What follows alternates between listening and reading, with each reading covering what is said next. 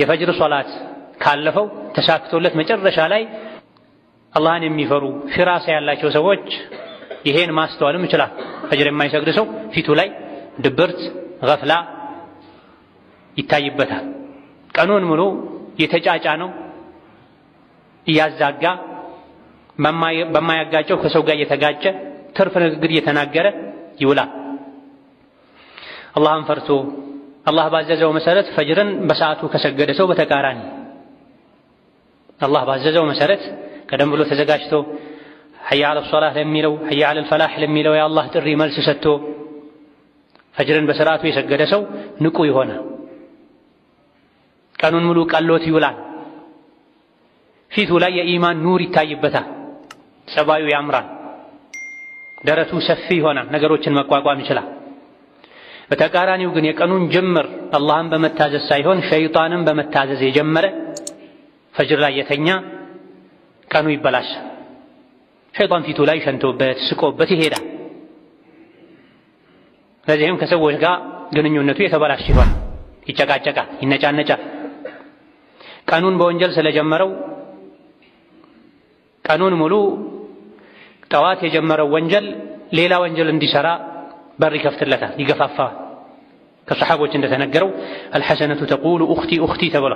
መልካም ሥራ እህቴን አስከትልልኝ ይላል፣ መጥፎ ሥራም እህቴን አስከትልልኝ ይላል ተብሏል።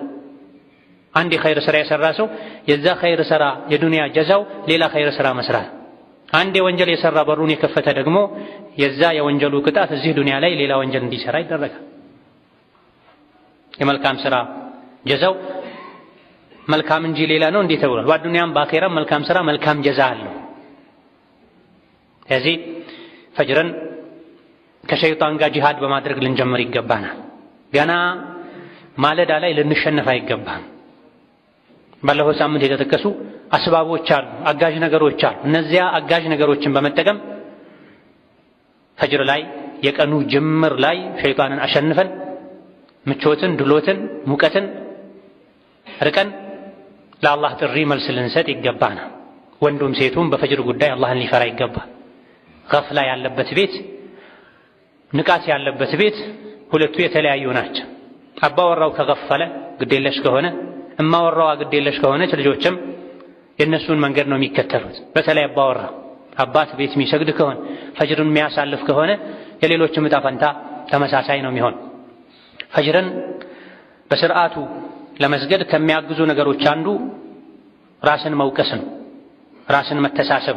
ፈጅር ሲያልፈንም ይሁን ሲረፍድብንም ይሁን ወንድ ልጅ ጀማዓ ሲያልፈው ፈጅር ያለፈው የረፈደበት ቀን ላይ ራሱን መውቀስ አለበት፣ ራሱን መተሳሰብ አለበት። ለምን አረፈድኩ፣ ለምን አመለጠኝ ብሎ የተቆጨ እንደዚህ አይነት ነገር እንዳይደገም እርምጃ ይወስዳል ራሱ ላይ። ምንም ካልመሰለው ግን ችግሩ ጥፋቱ ይደጋገማል። አንዴ የተሰረቀ ሰው ለምን ተሰረቅኩ ብሎ ጥንቃቄ ካላደረገ ካለፈው ካልተማረ ሁሌም ይሰረቃል። አንዴ ጉድጓድ ላይ የወደቀ ሰው እንቅፋት የመታው ሰው ለምን ተመታሁኝ ለምን ወደቅኩ ካላለ ይደጋገማል። እንደዚህ አይነት ነገሮች ላይ ሰዎች ይጠነቀቃሉ፣ ይማራሉ። የዲን ጉዳይ ሲሆን ግን ምንም አይመስላቸው።